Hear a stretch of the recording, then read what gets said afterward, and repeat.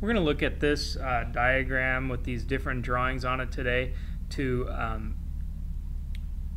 define some different line types.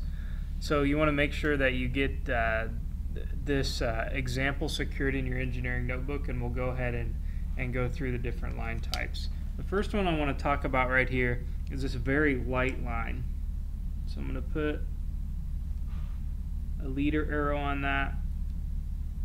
And this line type is called a construction line. If you look at it, you can see that it is very light.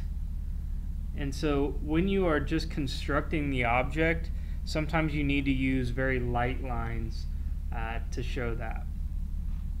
Right here we have the dark line. This is called an object line because it's the actual object. And so when you're drawing a line that you actually see, it's called an object line. The next line we're going to look at is this line right here.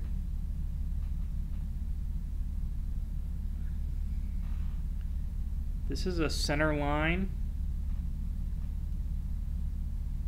and it's to mark the center of that hole.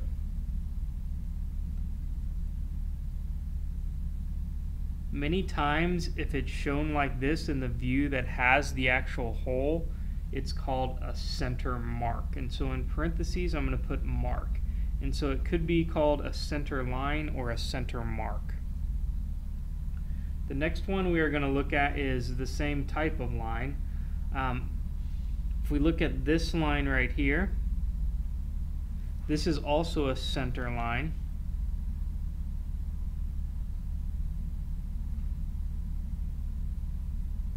So this object has a hole in the top of it, on top of that surface that goes all the way through it.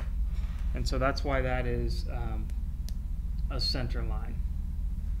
Over here we'll mark this short kind of a dashed line right here. This line is called a hidden line.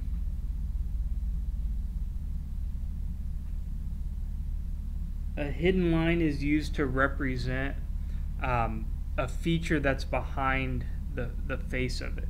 And so again, there's a hole that goes down through this object right here.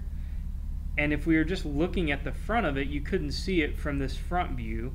And so we mark it with the center or a hidden line so that we know that something falls behind that face. The next line we'll talk about is one that won't be used a whole lot in this class, but this right here, this squiggly line, this is called a short break line.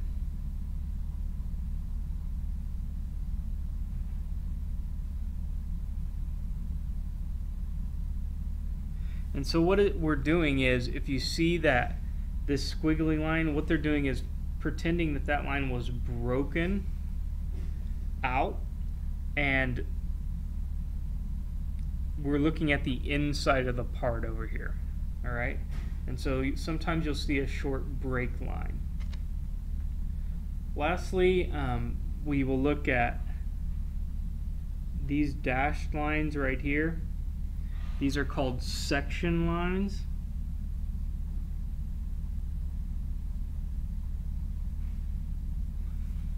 Because when we have broken out the object, on the inside of it, we draw it with section lines to know that that's where it's been broken from.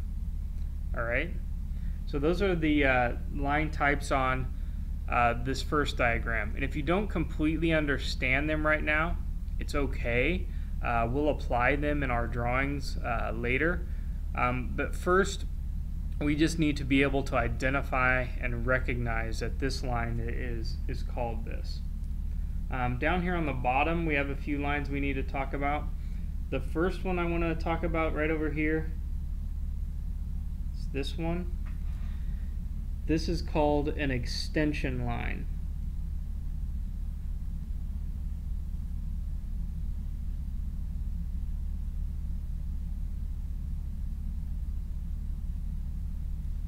What an extension line does is, if you look at the object, it ends right here at that corner. What it does is it extends the object down. One thing to point out is that it does not actually touch the object, it just extends down, and it gives a place to put our next item, which is right here. This is called a dimension line.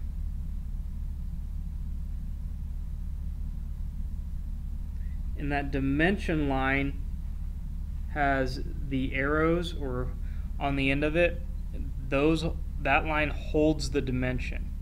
So one thing about the dimension line, these arrows have to touch that extension line, okay? Because then the person that you're communicating the drawing with understands that the dimension goes from this point to this point on that extension.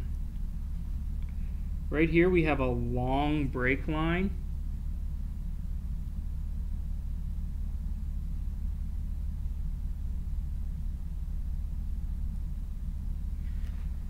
This line is used when an object is very long and it doesn't change. And so if you look at these dimensions right here, we have 1 1/4 inches, but if you look at this bottom dimension, it's 12 inches.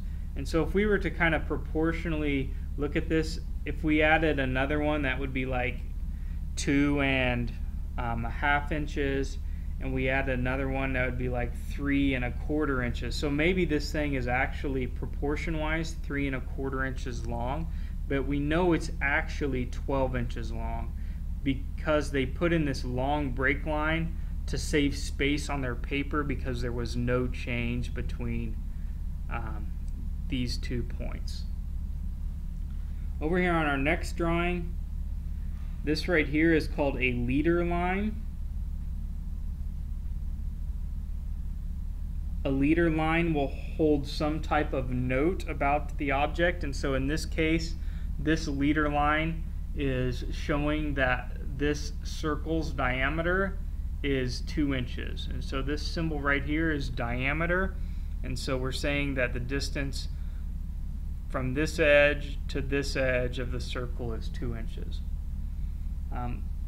Those are the line types that you kind of need to be able to recognize and identify. And so make sure you get all those copied down in your engineering notebook so you have an example of what each type looks like.